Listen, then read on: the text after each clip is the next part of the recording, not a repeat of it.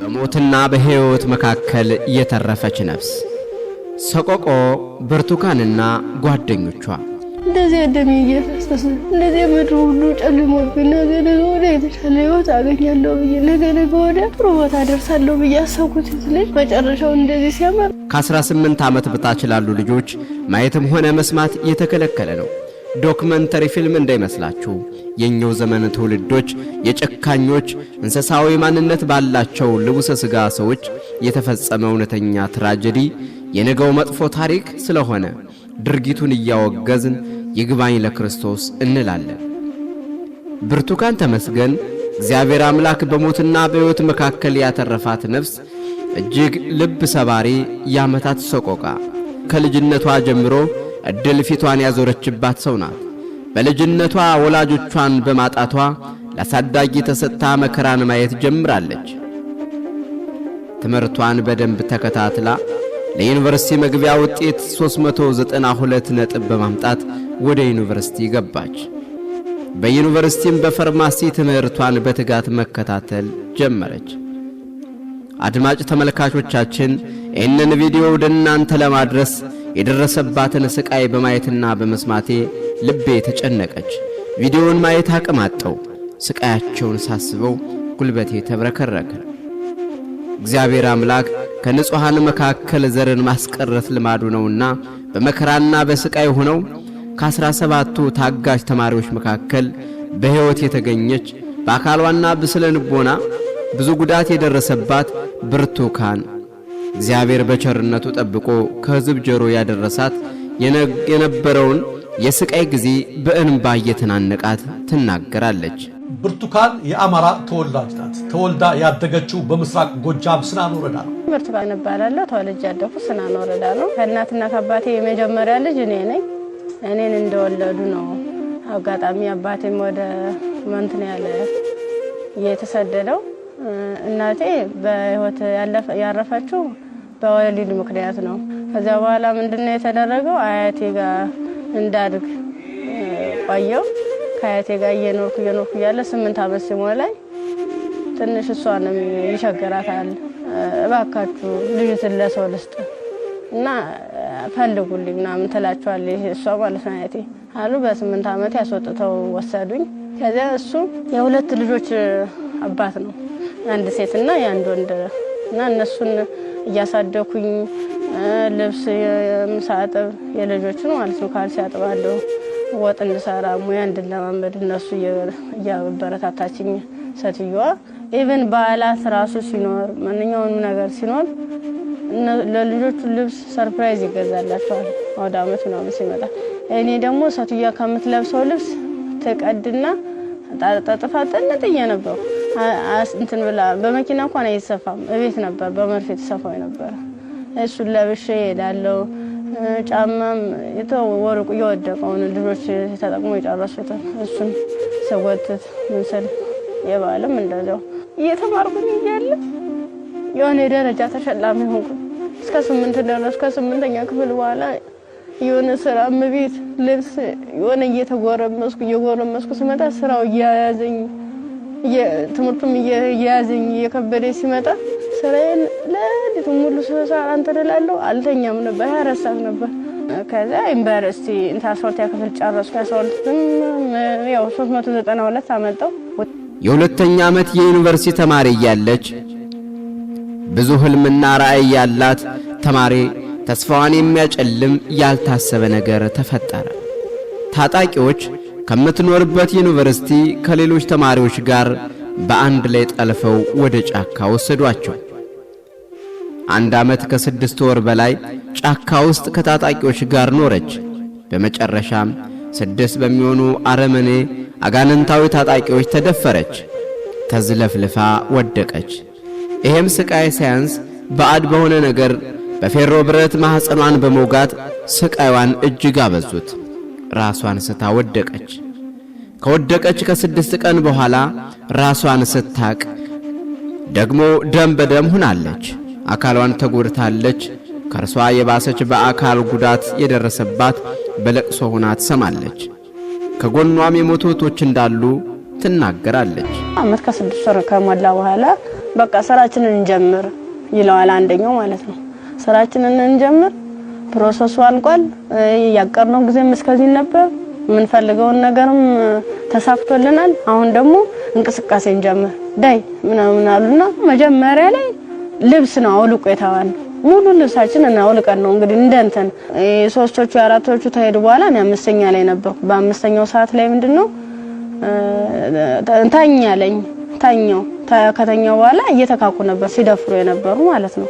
ከዛ እየተካኩ እየደፈሩ ካደረጉ በኋላ ከደፈሩ በኋላ ምንድነው እንትን ራሴን ስስት አይ እንደዚያ ከሆነማ በዚህ ነው ስሜታችን የሚኖርልና እንደዚህ ያደርጋል ይሆነ እንደ 6 አይነት ነገር እንደ 6 ይሆናል እንደ ፌሮ እንዲህ ነው ቀጥታ እንደዚህ ሲወጉ የነበረ ማለት ነው። ጥቅጥቅ ካደረጉት በኋላ ስዳስሰው ራሱ ቁስሉ ይታወቀኝ ነበር። ዘንዲ ታኝቼ ወዲ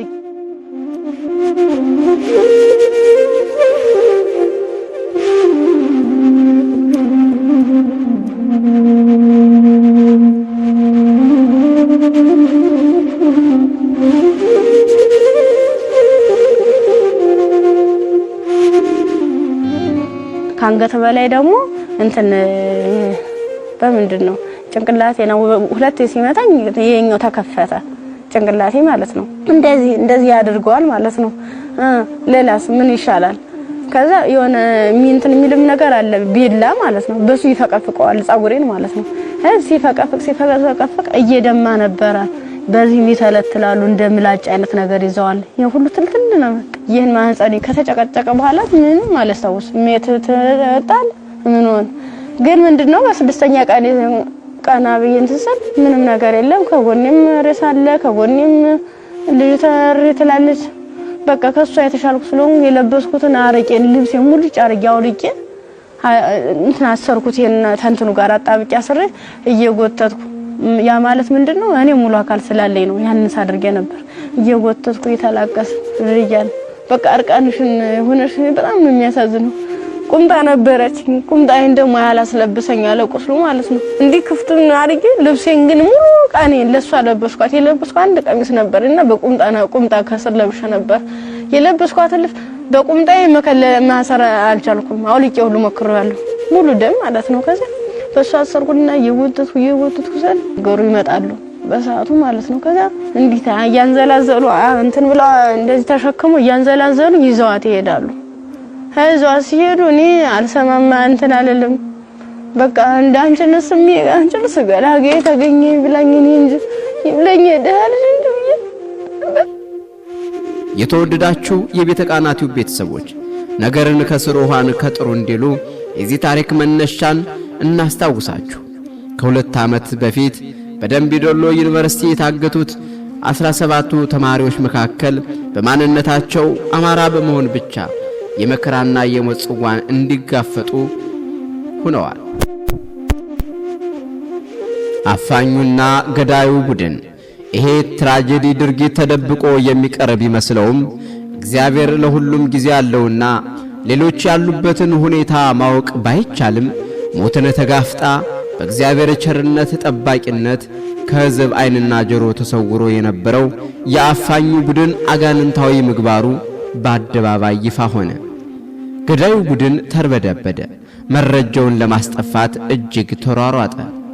የተቀረጸበትን ካሜራ፣ ኮምፒውተሮችን እና ጋዜጠኞችን ጨምሮ ማፈን ጀመረ። የገዢው መንግስት ዘረኝነት፣ ውሸት እና አምባገነናዊነት ቁልጭ አድርጎ ያሳየ የዚህ ድርጊት ባለቤት መሆኑን በትክክል አስመስክሯል። በእርግጥም ተማሪዎቹ በታገቱበት ወቅት የወላጆቹን ሐዘንና ለቅሶ ጩኸታቸውን ያፈነበትን መንገድ ማስታወስ ግድ ይለናል። ማፈኑ ሳያበቃ ዛሬ እግዚአብሔር በሚያውቀው ጊዜው በደረሰ ሰዓት የተገለጠ መጥፎ ታሪክ መረጃ ለማስጠፋት በመሯሯጥ ላይ ይገኛል። ከታገቱት 17ቱ የደምቢ ዶሎ የአማራ ተማሪዎች መካከል የ2ኛ ዓመት የፋርማሲ ተማሪ የነበረችው ብርቱካን ተመስገን በሞትና በሕይወት መካከል ሆና ድብዛቸው ለጠፋው ሕያው ምስክር ልትሆን እግዚአብሔር አምላክ ወደ ሕዝብ ዓይንና ጆሮ ብቅ አድርጓታል። ሰማይ አድምጪ ምድር መስክሪ። እንደ ውሃ የፈሰሰው ደማቸው እንደ አቤል ደም ወደ እግዚአብሔር ይጮኻል። የአፋኞችንና የገዳዮችን እንቅልፍ ነስቷቸዋል። ውድ አድማጭ ተመልካቾቻችን በያላችሁበት ሰላም ክርስቶስ ይብዛላችሁ። ይህንን ቪዲዮ ለብዙዎች ደርስ ዘንድ ቤተ ቃና ቲዩብን ሳብስክራይብ፣ ላይክ፣ ሼር በማድረግ ትብብራችሁ አይለየን። የተሰማችሁን ነገር በኮሜንት መስጫው ጻፉልን። እህታችንን ለመርዳት በስሟ የተከፈተ አካውንት ተለቋል። በምትችሉት መጠን ከጎኗ እንድንሆን እርሷን ለመርዳት ከፈለጋችሁ 106796571112 የኢትዮጵያ ንግድ ባንክ በማስገባት መርዳት ትችላላችሁ። በቀጣይ ቪዲዮ እስክንገናኝ በሰላም ሰንብቱ። ሰላም ለሀገራችን ኢትዮጵያ። ቤተ ቃና ቲዩብ ልጆቻችን ይመለሱልን። ትመለስልኝ ልጄ።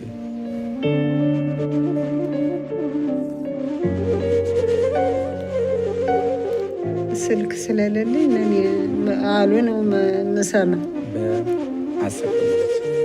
ታይሳሳስ እዚህ በኋላ በቃ እኛም ወደ ጫካ ውስጥ ስላስገቡን እንግዲህ መደዋወል አይቻልም፣ ኔትወርክም ስለማይሰራ እኔ ጋር የለም።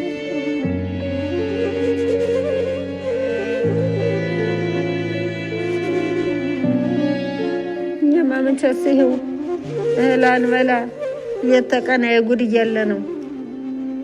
እግዚአብሔር ቢሰማን መንግስትም ቢራራልን ቢሰዱልን እያለ ነው። እኛማ መሬት በላይ የለኝም እያለ ነው እናለቅስ።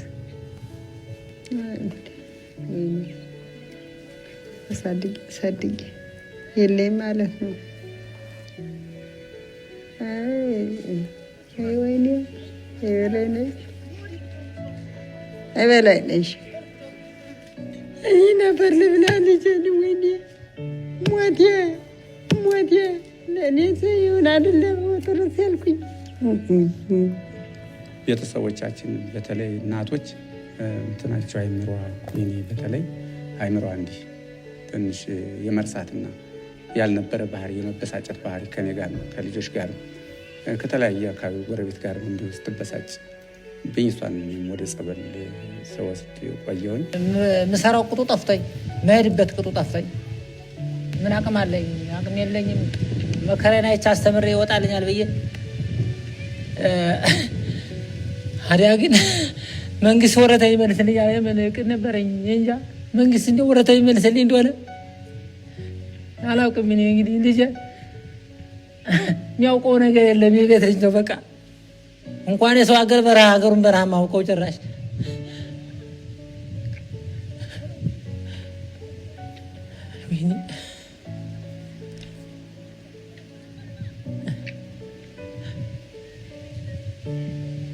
እናቱም የእሱን ሁኔታ ሳታይ ጭራሽ ልጆቿን ልትመራልኝ አልቻለችም። ያሉትን ልጆችም እንጃ የምትመራልኝ አልመሰለኝም ስገምተው። በእሱ ብቻ አይደለም በሁሎች ስደተኛ ሳልሆን አልቀርም።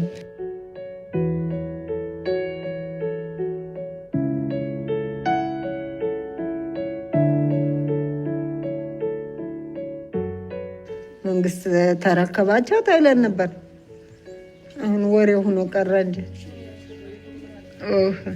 ልጆቻችሁ ተለቀቁ፣ በሁለት ተለቀቁላችሁ ተባልን። የዛን ቀን በጣም ከምን በላይ ደስተኛ ሆነ። ልጆችን እኛ ወይም በስም ዝርዝር የተለቀቁት እነማን ናቸው አሁን የሚለው አልተገለጸልንም። ታስረው ቆይተው የተፈቱት እነማን ናቸው፣ ተፈተውስ ያሉበት ቦታ የት ላይ ነው የሚል ነገር አልተነገርንም። ሆኖም ደግሞ ያው በስልክ እንድንገናኝ አልተደረገም። ከልጆቻችን ጋር ድምፅ አልተገናኘም። ስለዚህ ልጆች አሁንም እኛ ጥርጥራለን እንዳልተለቀቁ ነው የምናውቀው። መንግስት ተገኝተዋል ብሎ በሚዲያ ለቀቀ። በሚዲያ በስልክ ለቀቀው። ተስፋ አለኝ። አይ ተመስገን ጌታ ብዬ ተስፋ አለን። ተመስገን አለ። መልሶ ደበቃቸው። የት እንዳደረሳቸው እኔ ምን አውቃለሁ?